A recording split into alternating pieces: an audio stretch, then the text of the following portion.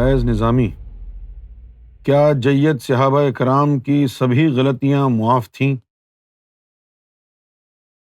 سوال انہوں نے یہ کیا ہے کہ کیا سبھی جید صحابہ کرام کی ساری غلطیاں معاف تھیں؟ تو اس کا جواب یہ ہے کہ سب سے پہلے تو ہمیں یہ دیکھنا ہوگا کہ صحابہ کرام میں کون کون سی ہستیاں شامل ہوتی ہیں۔ صحابی ہونے کی شرط کیا ہے؟ کہ حالت ایمان میں حضور کی ظاہری صحبت جس نے اٹھائی وہ صحابی ہے۔ اب سارے کے سارے حضور کی صحبت میں بیٹھنے والے کیا صاحب ایمان تھے؟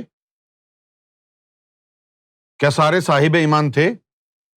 اگر سارے ہی صاحب ایمان ہوتے حضور کی صحبت میں بیٹھنے والے، تو پھر یہ جو منافقوں کی نشاندہی کی گئی یہ کیسے ہو گیا؟ ان میں منافق کیسے آ گئے؟ تو معلوم یہ ہوا کہ حضور کی صحبت میں سارے کے سارے جو بیٹھنے والے تھے وہ سارے کے سارے صاحب ایمان نہیں تھے۔ جن کے ایمان کی تصدیق نبی پاک صلی اللہ علیہ وسلم نے فرمائی وہ صاحب ایمان تھے اور وہی صحابی ہوں گے۔ اچھا، دوسری بات کیا ہے؟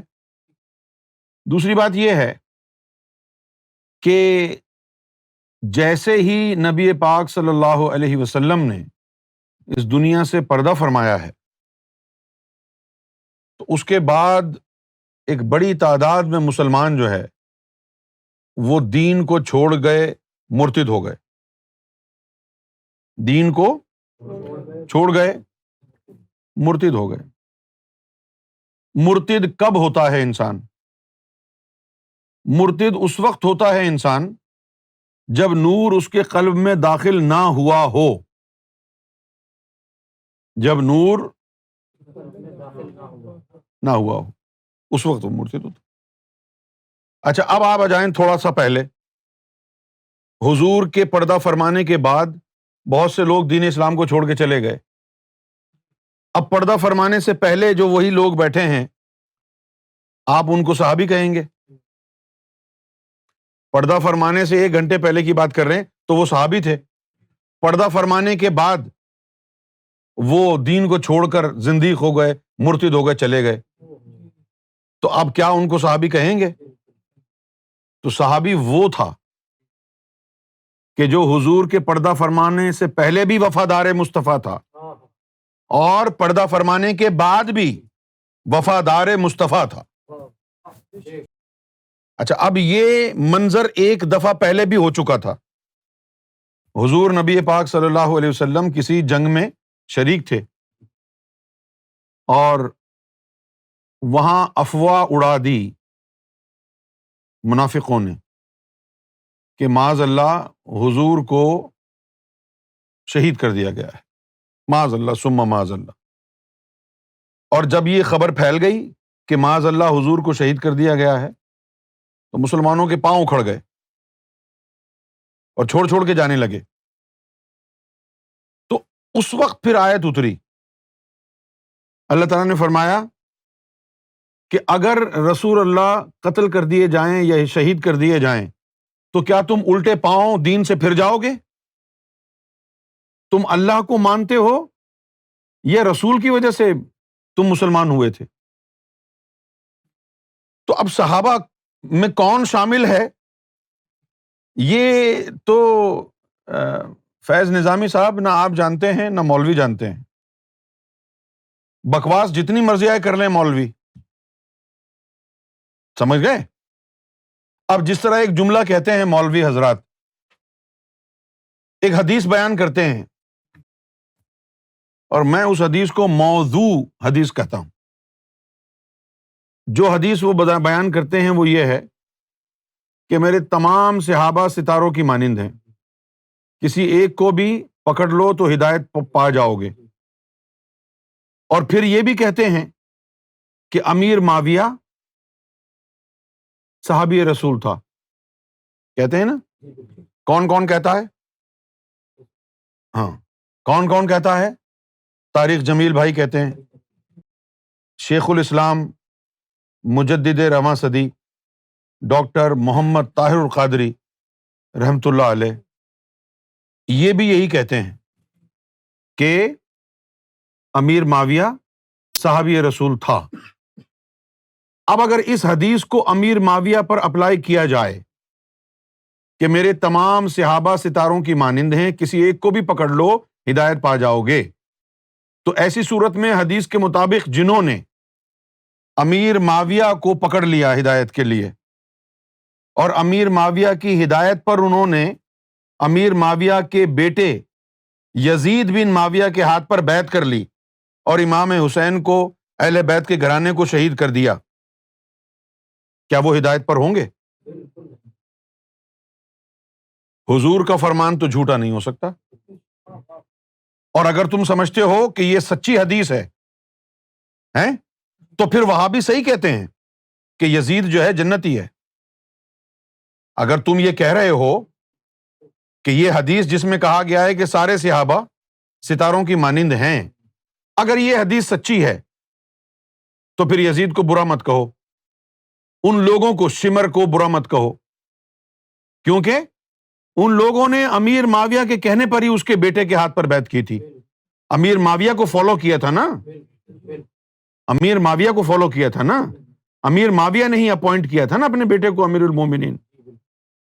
تو اگر حضور کا فرمان یہ ہے اور امیر معاویہ جو ہے وہ واقعتاً صحابی رسول، اگر اس کو آپ مانتے ہیں تو پھر اس کو فالو کرنے والے تو صحیح ہیں، پھر آپ ان کو جہنمی کیوں کہہ رہے ہیں؟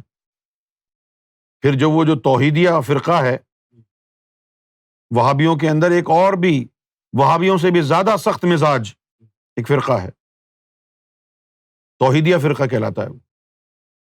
جب ہم کراچی میں رہتے تھے تو ان کا ہیڈ کوارٹرز کیماڑی پر تھا،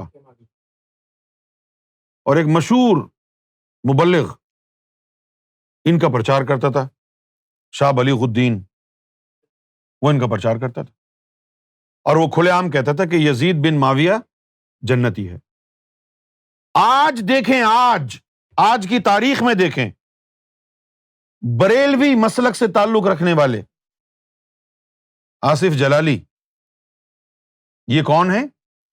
ان کا تعلق ہے تحریک لبیک یا رسول اللہ سے، خادم حسین رضوی کے ساتھی۔ خادم حسین رضوی کون ہے؟ اس وقت پاکستان میں تحریک لبیک یا رسول اللہ کا وہ قائد ہے، بریلوی مسلک سے تعلق ہے، اور آصف جلالی صاحب کا بھی بریلوی مسلک سے تعلق ہے۔ تو اب انہوں نے کیا کیا ہے آصف جلالی صاحب نے؟ معاذ اللہ ثم معاذ اللہ، انہوں نے کہا ہے کہ نبی پاک صلی اللہ علیہ وسلم کی صاحبزادی سیدہ فاطمہ زہرا رضی اللہ تعالی عنہا خطا پر تھی۔ جب لوگوں نے لان تان کی اس کو کہ توبہ طائب ہو جاؤ، نبی کی بیٹی کے بارے میں اس طرح کے گمراہ کن خیالات ہیں تمہارے، تو انہوں نے ایک اور بار کر دیا، انہوں نے کہا مولا علی بھی خطا پہ تھے۔ آہستہ آہستہ آہستہ آہستہ اہل سنت والجماعت کا جو یعنی فخر تھا کہ یہ صحیح العقیدہ مسلمان ہیں، وہ تباہی کی طرف چلا گیا اور ملیا میٹ کر دیا اہل سنت والجماعت کے عقیدے کو۔ کیسے ملیا میٹ کیا؟ سب سے پہلے مولانا نورانی صاحب نے اپنا ایمان بیچا، وہابیوں کے ساتھ گٹھ جوڑ کیا، وہابیوں کے ساتھ گٹھ جوڑ کرنے کے بعد جو ہے پھر انہوں نے مزارات پر جانا، ولیوں کو ماننا، اس کے خلاف بیان دے دیا۔ کون؟ مولانا شاہ احمد نورانی صاحب، جو کہ ڈنکے کے چوٹ پر ولیوں کی تعلیم کا پرچار کرنے والے تھے، ولیوں کے خلاف بیان دے دیا، چلے گئے۔ اور اس کے بعد کیا ہوا؟ پھر مولانا الیاس قادری نے دعوت اسلامی کے مجمع میں بیٹھ کے کہا امیر معاویہ رضی اللہ تعالی عنہ، معاذ اللہ ثم معاذ اللہ، اور پھر یہ کہا کہ یہ جو دعوت اسلامی میں فیض ہو رہا ہے یہ سب فیضان ماویہ ہے، فیضان ماویہ جاری رہے گا، ایسے نعرے بےہودہ قسم کے لگائے گئے۔ اور پھر کہا کہ امیر معاویہ کے نام سے 200 مساجد پاکستان میں دعوت اسلامی والے بنائیں گے۔ اہل سنت والجماعت تو مولا علی کے شیدائی ہوا کرتے تھے، بی بی فاطمہ کی غلامی کو اپنے لیے باعث فخر سمجھنے والے تھے۔ یہ تو سگے جیلانی کہلاتے تھے، یہ تو امام حسین کے غلام بننا پسند کرتے تھے۔ اب اہل سنت والجماعت کو کیا ہو گیا؟ اب سب مولا علی کی کشتی چھوڑ کے، اہل بیت کا کھوٹا چھوڑ کے اور امیر معاویہ کے نعرے لگا رہے ہیں۔ معلوم یہ ہوا کہ اندر خالی ہے، اب شیطان نے وہاں پر جگہ بنا لی ہے۔ اب جو ظاہری عقیدہ تھا اہل سنت والجماعت کا، جس کے بلبوتے پر ایمان تو نہیں تھا پہلے بھی، لیکن صحیح العقیدہ ہونے کی وجہ سے حضور کی شفاعت کے مستحق ہو سکتے تھے، اب اس سے بھی ہاتھ دھو بیٹھے آپ، کیونکہ اب آپ کا عقیدہ بھی بگڑ گیا۔ اور کیا رہ گیا ہے آپ کی عقیدے کی درستگی میں کہ جب آپ ایسے شخص کو صحابی کہیں جو ایمان کی دولت سے محروم تھا، ایمان کی دولت سے آپ ہسٹری اٹھا کر کے پڑھیں، تاریخ اسلام اٹھا کر کے پڑھیں، وہ پچھتاوا جو بی بی عائشہ کو ساری زندگی رہا۔ وہ کہتی تھی کہ خدا غارت کرے امیر معاویہ کو، جس نے مجھے غلط پٹیاں پڑھا کے اور مولا علی کے خلاف کھڑا کر دیا تھا۔ یاسر عمار جو تھا، اس کے بارے میں حضور نے ایک حدیث فرمائی تھی، نبی کریم صلی اللہ علیہ وآلہ وسلم نے فرمایا تھا کہ یاسر کو باغی قتل کریں گے، وہ باغیوں کا گروپ ہوگا جو یاسر بن عمار کو قتل کرے گا۔ اور جب امیر معاویہ کے لشکر کی طرف سے مولا علی کے خلاف یاسر بن عمار آیا تو مولا علی نے یاد دلایا، دیکھ لے یاسر حق کہاں پر ہے، اور اس کو امیر معاویہ کی فوج نے قتل کر دیا۔ کون صحابی ہے؟ کون ہے صحابی؟ یہ صحابی ہوتے کہ نبی کا نواسا اکیلا جا رہا ہے، خاندان کے لوگ ہیں صرف 72 نفوس، کوئی صحابی شامل نہیں ہوا۔ کیوں؟ نبی پاک صلی اللہ علیہ وسلم کو اللہ تعالیٰ نے کیا فرمایا قرآن مجید میں کہ یا رسول اللہ کہہ دو کہ یہ جو دین اسلام میں نے تمہیں دیا ہے اس کا کوئی معاوضہ نہیں مانگتا تم سے، میں صرف اتنا مانگ رہا ہوں کہ میری خاطر میری اہل بیت سے محبت کرو۔ اگر وہ صحابی ہوتے اس وقت بیٹھے ہوئے مدینے میں لوگ، تو کیا حسین کو اور ان کی فیملی کو اکیلا مرنے کے لیے جانے دیتے؟ اپنی جانیں قربان کر دیتے صحابہ کرام۔ صحابی تھے وہ، آپ مان لیں ان کو صحابی، میرا دل تو نہیں مانتا، میں اس کو صحابی کیسے مانوں کہ وہ اپنے مدینے میں آرام سے زندگی گزارے اور محمد رسول اللہ کا نواسا، اس کا پورا خاندان کربلا کی ریت پر کاٹ دیا جائے اور کوئی ان کی لاشوں کو دفنانے والا بھی نہ ہو، اور تم درجہ صحابیت سجا کے مدینے میں آرام سے بیٹھے رہو۔ بہتر ہے کہ ہم گنہگار ہیں، اچھا ہوا ان صحابیوں میں سے نہ تھے ہم۔ کیسے صحابی ہو آپ؟ تو یہ مت سمجھو کہ سارے کے سارے حضور کی صحبت میں بیٹھنے والے صحابی تھے، نہیں۔ صحابی وہ ہوتا ہے جو صاحب ایمان ہو اور پھر حضور کی صحبت اختیار کرتا ہو۔ اگر ایمان نہیں ہے تو پھر صحبت رسول میں کچھ نہیں ملے گا۔ اگر ایمان نہیں ہے تو صحبت رسول میں کچھ نہیں ملے گا، نہ صحبت مرشد میں کچھ ملے گا اگر دل میں نور نہیں ہے۔ سیدنا گوہر شاہی کے ماننے والوں کی مثال بھی دیکھ لو، ہزاروں لوگ صبح شام سرکار کے آگے پیچھے پھرنے والے، گاڑیاں چلانے والے، ٹائر چینج کرنے والے، وردی پہن کے سیکورٹی گارڈ بن کے آگے پیچھے گھومنے والے، سب گمراہ ہو گئے، جنہوں نے سرکار کے ساتھ 20 سال کا وقت گزارا۔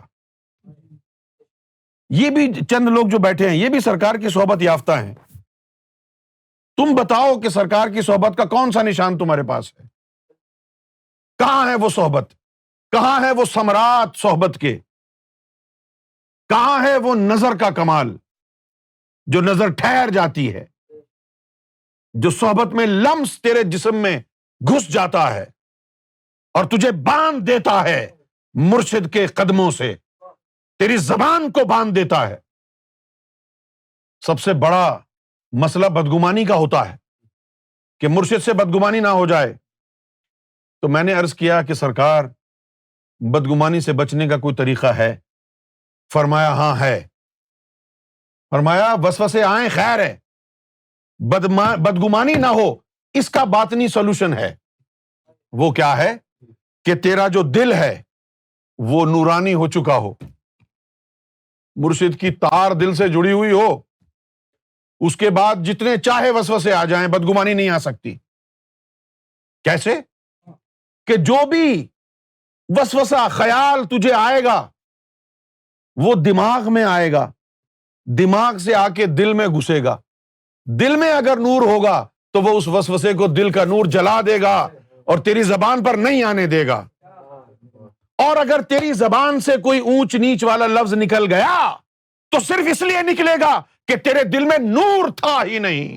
زبان سے اگر لفظ نکل جائے ان ہستیوں کے بارے میں، ایک لفظ برا نکل جائے زبان سے، تو صرف اس کا مطلب یہ ہے کہ اندر نور تھا ہی نہیں۔ نور ہوتا تو اس وسوسے کو، اس غلط بات کو دل میں کاٹ دیتا، تیری زبان سے نہ نکلنے دیتا۔ وہ محفوظ ہے، جتنے چاہے وسوسے آ جائیں اس کا دل ان کو کاٹ دے گا۔ اور اگر تیری زبان سے نکل گیا کچھ، تیری زبان سے اگر کچھ نکل گیا تو اس کا صرف یہی مطلب ہے کہ دروازے کھلے تھے، چوکیدار تھا ہی نہیں، چور اندر داخل ہو گیا۔ دروازے کھلے تھے، چوکیدار نہیں تھا، چور اندر داخل ہو گیا۔ اب داخل ہو گیا تو چوری ہو گئی۔ صحابی وہ ہوتا ہے، کون؟ صحابی اس دور کا وہ تھا کہ جس کے دل میں نور تھا، جس کے دل میں نور تھا اور نفس محمد رسول اللہ کا غلام تھا۔ اب یہ پھر ایک معاملہ یہ بھی آیا کہ صحابہ کرام کو جب پتہ چلا کہ ہم میں سے فلاں منافق ہے، فلاں منافق ہے، فلاں منافق ہے، تو وہ پریشان ہو گئے کہ نہ جانے ہم میں اب کون کون منافق اور باقی ہے۔ تو انہوں نے صحابہ کرام نے حضور کی بارگاہ میں عرض کیا، یا رسول اللہ صلی اللہ علیہ وسلم، ہمیں کیسے پتہ چلے گا، کیسے پتہ چلے گا کہ کون منافق ہے؟ تو آیت نازل ہو گئی۔ کیا آیت نازل ہوئی؟ کہ یا رسول اللہ ان کو کہہ دو کہ جب تک یہ آپس کے جھگڑوں میں آپ کو جج نہ بنا لیں اور جو فیصلہ آپ کر دیں اس کو دل و جان سے تسلیم نہ کر لیں تو یہ مومن نہیں ہو سکتے۔ تو حضور نے اس کی تشریح کرتے ہوئے یہ فرمایا کہ میرے فیصلے پر دل و جان سے وہی سر خم کرتا ہے جس کا نفس میری غلامی میں ہو، ورنہ وہ حضور صلی اللہ علیہ وسلم کے فیصلوں کو دل سے تسلیم نہیں کرتا، اور اگر دل سے حضور کا فیصلہ تسلیم نہ کرے تو وہ منافق ہے۔ یہاں لکھا ہے سورۃ النساء میں کہ they will not truly believe، یہ مومن نہیں ہیں until they make you judge، جب تک کہ یہ تجھے اپنا منصف نہ مان لیں۔ اور جب تم میں جھگڑا ہو جائے اور حضور فیصلہ کر دیں جس کے بھی حق میں، تیرے حق میں فیصلہ کر دیں کہ تو غلط تھا، تو اگر تو اس کو دل و جان سے تسلیم نہ کرے تو مومن نہیں ہے۔ اب یہ دل و جان سے تسلیم کب ہوتا ہے؟ جب دل اور نفس دونوں حضور کی غلامی میں ہوں۔ جب دل اور نفس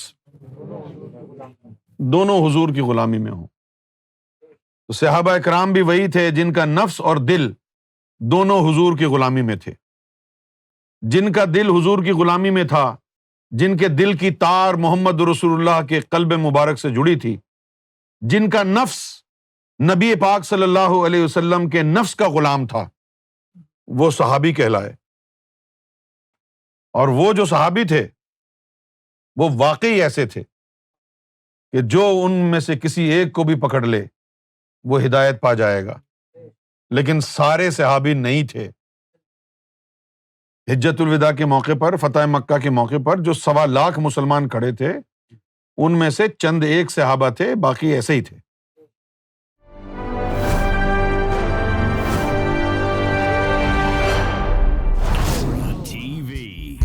Bringing light, love, and peace in your life.